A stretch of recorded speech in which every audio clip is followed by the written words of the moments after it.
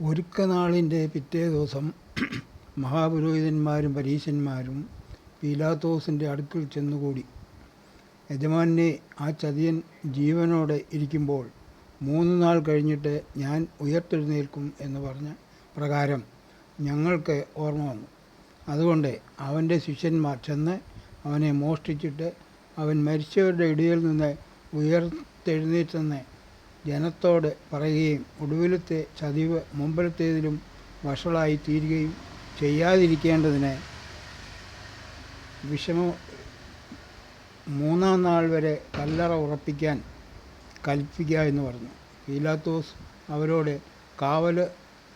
കാവൽക്കൂട്ടത്തെ തരാം, പോയി നിങ്ങളാൽ ആകുന്നിടത്തോളം ഉറപ്പുവരുത്തുവീൻ എന്ന് പറഞ്ഞു. അവർ ചെന്ന് കല്ലിന് മുദ്രവെച്ചു, കാവൽക്കൂട്ടത്തെ നിർത്തി കല്ലറ ഉറപ്പാക്കി. ശബത്ത് കഴിഞ്ഞ് ആഴ്ചവട്ടത്തിൻ്റെ 1-ാം ദിവസം വെളുക്കുമ്പോൾ അവർ ഒരുക്കിയ സുഗന്ധവർഗ്ഗം എടുത്ത് മഗ്ദലക്കാരത്തി മറിയയും മറ്റേ മറിയയും കല്ലറ കാണുവാൻ ചെന്നു. കല്ലറയുടെ വാതിൽക്കൽ നിന്ന് നമുക്ക് വേണ്ടി ആർ കല്ലുരുട്ടിക്കളയും എന്ന് തമ്മിൽ പറഞ്ഞു. പെട്ടെന്ന് വലിയൊരു ഭൂകമ്പം ഉണ്ടായി. അവർ നോക്കിയാറേ കല്ല് ഉരുട്ടിക്കളഞ്ഞതായി കണ്ടു. കർത്താവിൻ്റെ ദൂതൻ സ്വർഗത്തിൽ നിന്ന് ഇറങ്ങി വന്ന് കല്ലിന്മേൽ ഇരുന്നിരുന്നു. അവൻ്റെ രൂപം മിന്നലിനെ ഒത്തതും അവൻ്റെ ഉടുപ്പ് ഹിമം പോലെ വെളുത്തതുമായിരുന്നു. കാവൽക്കാർ അവനെ കണ്ട് പേടിച്ചു വിറച്ച് മരിച്ചവരെ പോലെയായി. അകത്ത് കിടന്നാറെ കർത്താവായ യേശു ക്രിസ്തുവിൻ്റെ ശരീരം കണ്ടില്ല. അതിനെക്കുറിച്ച് അവർ ചഞ്ചലിച്ചിരിക്കുമ്പോൾ മിന്നുന്ന വസ്ത്രം ധരിച്ച 2 പുരുഷന്മാർ അരികിൽ നിൽക്കുന്നത് കണ്ടു. ഭയപ്പെട്ട് മുഖം കുനിച്ചു നിൽക്കുമ്പോൾ അവർ അവരോട്, നിങ്ങൾ ജീവനുള്ളവനെ മരിച്ചവരുടെ ഇടയിൽ അന്വേഷിക്കുന്നത് എന്ത്? അവൻ ഇവിടെയില്ല, ഉയർത്തെഴുന്നേറ്റിരിക്കുന്നു. മുമ്പേ ഗലീലയിൽ ഇരിക്കുമ്പോൾ തന്നെ അവൻ നിങ്ങളോട് മനുഷ്യപുത്രനെ പാപികളായ മനുഷ്യരുടെ കയ്യിൽ ഏൽപ്പിച്ച് ക്രൂശിക്കുകയും അവൻ 3-ാം നാൾ ഉയർത്തെഴുന്നേൽക്കുകയും വേണമെന്ന് പറഞ്ഞത് ഓർത്തുകൊള്ളുവീൻ എന്ന് പറഞ്ഞു. അവർ അവൻ്റെ വാക്ക് ഓർത്തു കല്ലറ വിട്ട് മടങ്ങിപ്പോയി. പന്തിരുവർ മുതലായ എല്ലാവരോടും ഇതൊക്കെയും അറിയിച്ചു. ഈ വാക്ക് അവർക്ക് ഒരു കഥ പോലെ തോന്നി. അവരെ വിശ്വസിച്ചില്ല. എന്നാൽ പത്രോസ് എഴുന്നേറ്റ് കല്ലറയ്ക്കൽ ഓടിച്ചെന്ന് കുനിഞ്ഞു നോക്കി.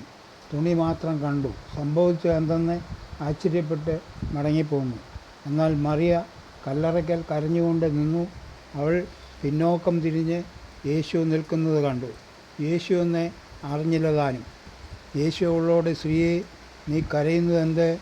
ആരെ തിരയുന്നുവെന്ന് ചോദിച്ചു. അവൻ തോട്ടക്കാരനെന്ന് നിരൂപിച്ചിട്ട് അവൾ, യജമാനനെ, നീ അവനെ എടുത്തുകൊണ്ടുപോയി എങ്കിൽ അവനെ എവിടെ വെച്ചു എന്ന് പറഞ്ഞു തരിക, ഞാൻ അവനെ എടുത്തുകൊണ്ടുപോയിക്കൊള്ളാം എന്ന് അവനോട് പറഞ്ഞു. യേശു അവളോട്, മറിയേ എന്ന് പറഞ്ഞു. അവൾ തിരിഞ്ഞ് എബ്രായ ഭാഷയിൽ റബൂനി എന്ന് പറഞ്ഞു. അതിന് ഗുരു എന്നർത്ഥം. യേശു അവളോട്, എന്നെ തൊടരുത്, ഞാൻ ഇതുവരെ പിതാവിൻ്റെ അടുക്കൽ പോയി കയറിയിട്ടില്ല. എങ്കിലും നീ എൻ്റെ സഹോദരന്മാരുടെ അടുക്കൽ ചെന്ന് എൻ്റെ പിതാവും നിങ്ങളുടെ പിതാവും എൻ്റെ ദൈവവും നിങ്ങളുടെ ദൈവവുമായവൻ്റെ അടുക്കൽ ഞാൻ കയറിപ്പോകുന്നു എന്ന് പറക എന്ന് പറഞ്ഞു. മഗ്ദലക്കാരത്തി മറിയ വന്ന് താൻ കർത്താവിനെ കണ്ടുവെന്നും ഇങ്ങനെ തന്നോട് പറഞ്ഞുവെന്നും ശിഷ്യന്മാരോട് അറിയിച്ചു. മഗ്ദലക്കാരത്തി മറിയയ്ക്ക് യേശു ആദ്യം പ്രത്യക്ഷനായി.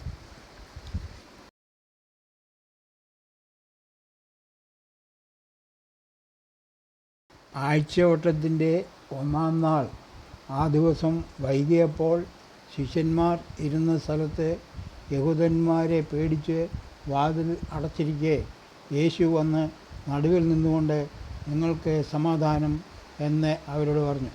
ഇത് പറഞ്ഞിട്ട് അവൻ കൈയും വിലാപ്പുറവും അവരെ കാണിച്ചു. കർത്താവിനെ കണ്ടിട്ട് ശിഷ്യന്മാർ സംസാരിച്ചു. യേശു പിന്നെയും അവരോട്, നിങ്ങൾക്ക് സമാധാനം, പിതാവ് എന്നെ അയച്ചതുപോലെ ഞാനും നിങ്ങളെ അയക്കുന്നു എന്ന് പറഞ്ഞു. ഇങ്ങനെ പറഞ്ഞ ശേഷം അവൻ അവരുടെ മേൽ ഊതി അവരോട്, പരിശുദ്ധാത്മാവിനെ കൈക്കൊള്ളുവീൻ. ആരുടെ പാപങ്ങൾ നിങ്ങൾ മോചിക്കുന്നുവോ അവർക്ക് മോചിക്കപ്പെട്ടിരിക്കുന്നു.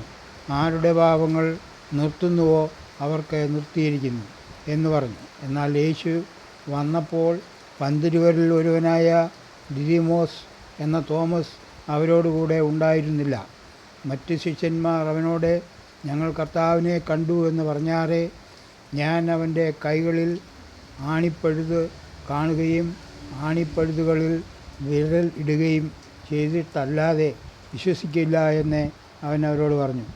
8 ദിവസം കഴിഞ്ഞിട്ട് ശിഷ്യന്മാർ പിന്നെയും അകത്ത് കൂടിയിരിക്കുമ്പോൾ തോമസും ഉണ്ടായിരുന്നു.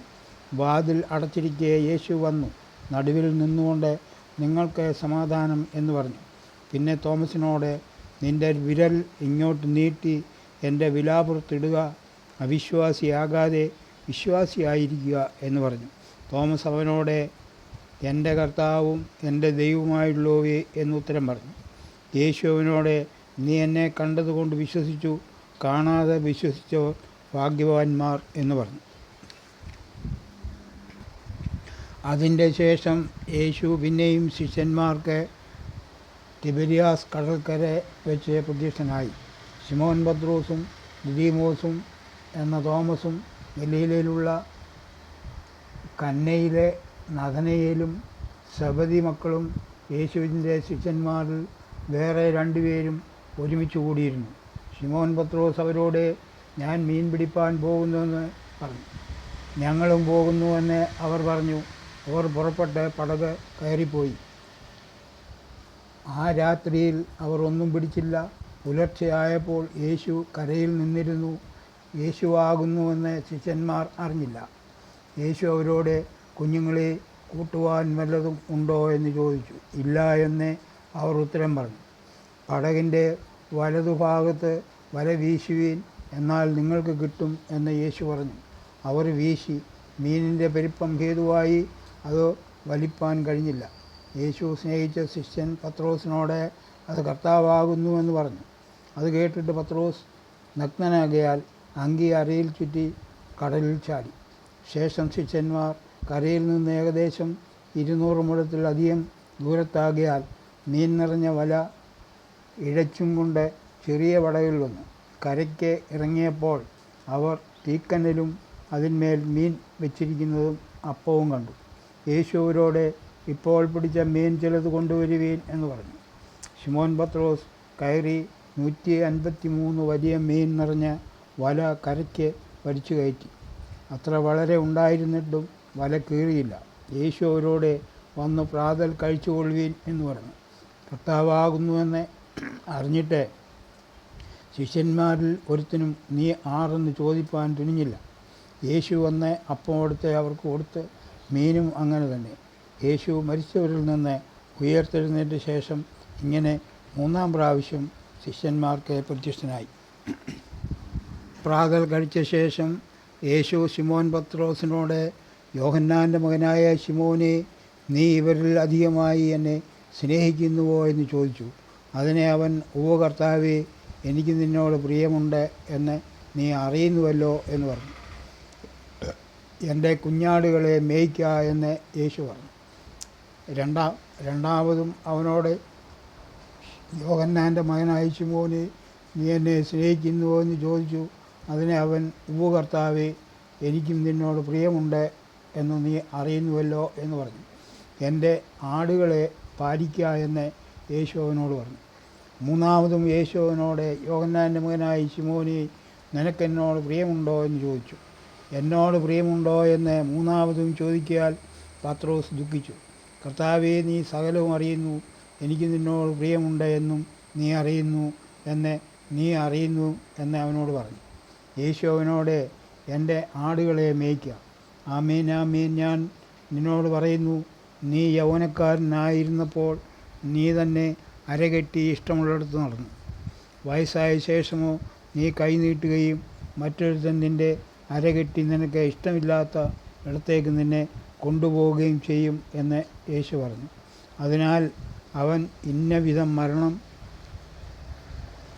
കൊണ്ട് ദൈവത്തെ മഹത്വപ്പെടുത്തും എന്ന് യേശു സൂചിപ്പിച്ചു.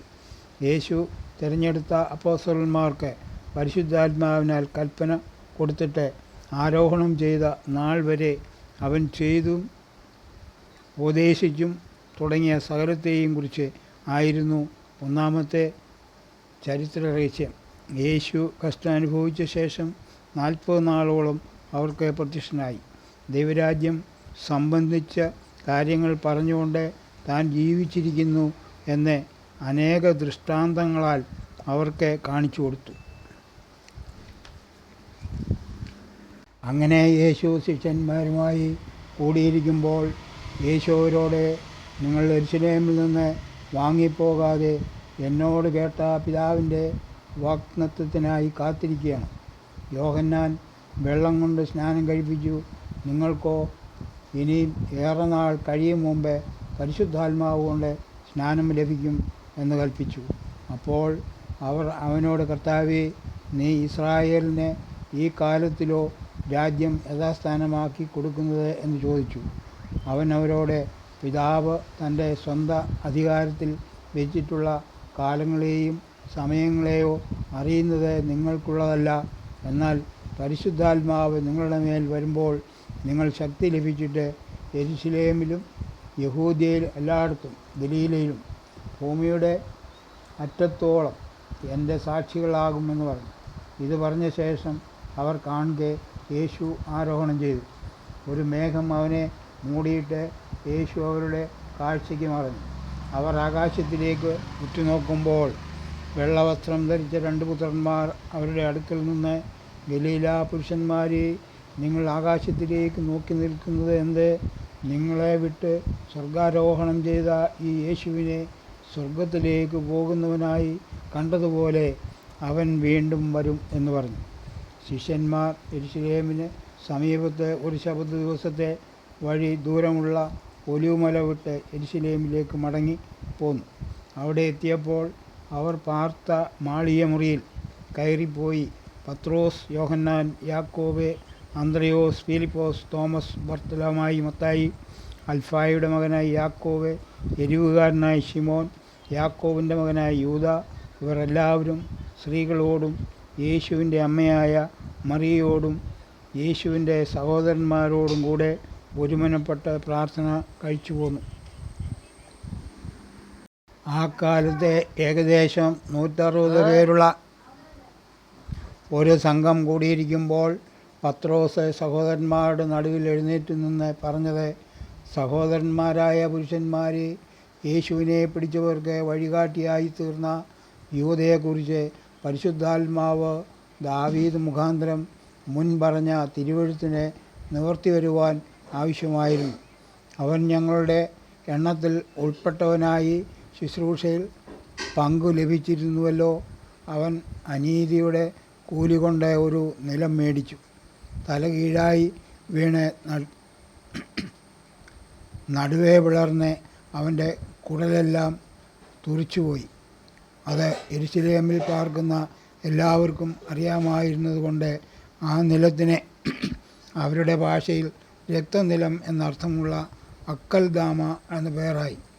സങ്കീർത്തന പുസ്തകത്തിൽ അവൻ്റെ വാസസ്ഥലം ശൂന്യമായി പോകട്ടെ, അതിൽ ആരും പാർക്കാതിരിക്കട്ടെ എന്നും അവൻ്റെ അധ്യക്ഷസ്ഥാനം മറ്റൊരുത്തിനും ലഭിക്കട്ടെ എന്നും എഴുതിയിരിക്കുന്നു.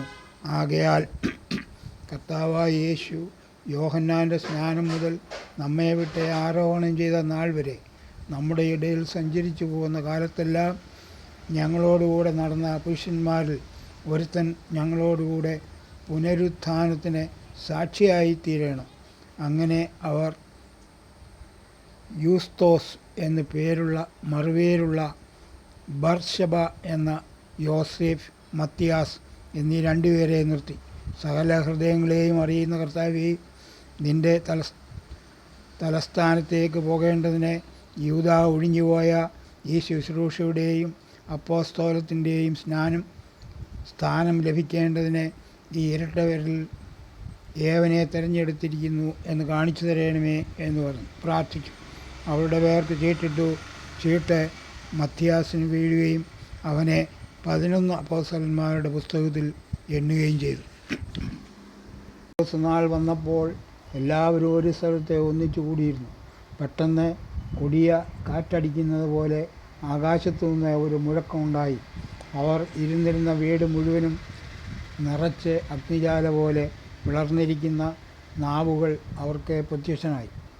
അവരിൽ ഓരോരുത്തൻ്റെ മേൽ പതിഞ്ഞു. എല്ലാവരും പരിശുദ്ധാത്മാവ് നിറഞ്ഞവരായി ആത്മാവ് അവർക്ക് ഉച്ചരിപ്പാൻ നൽകിയതുപോലെ അന്യഭാഷകളിൽ സംസാരിച്ചു തുടങ്ങി. ഈ ചരിത്രത്തിൽ എഴുതിയിരിക്കുന്നതല്ലാതെ മറ്റനേകം അടയാളങ്ങളും അത്ഭുതങ്ങളും യേശു തൻ്റെ ശിഷ്യന്മാർ കാണുക ചെയ്തു. യേശു കൽപ്പിച്ച പ്രകാരം ശിഷ്യന്മാർ ലോകത്തിൻ്റെ നാനാഭാഗത്തും സഞ്ചരിച്ച് അവൻ്റെ നാമത്തിൽ സ്നാനം കഴിപ്പിക്കുകയും അടയാളങ്ങളെയും അത്ഭുത പ്രവൃത്തികളും നടത്തി യേശു ലോകരക്ഷകനെന്ന് വെളിപ്പെടുത്തി ജനങ്ങളെ വിശ്വാസത്തിലെടുത്ത് സഭകൾ സ്ഥാപിച്ചു.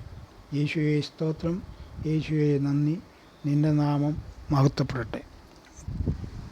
യേശു ക്രിസ്തുവിൻ്റെ ജീവചരിത്രം ഇതോടെ ഇവിടെ പൂർണ്ണമായിരിക്കുന്നു. എല്ലാവരും ഇത് വായിക്കുകയും ലൈക്ക് ചെയ്യുകയും സബ്സ്ക്രൈബ് ചെയ്യുകയും ഫോളോ ചെയ്യുകയും ചെയ്യണമെന്ന് അപേക്ഷിക്കുന്നു.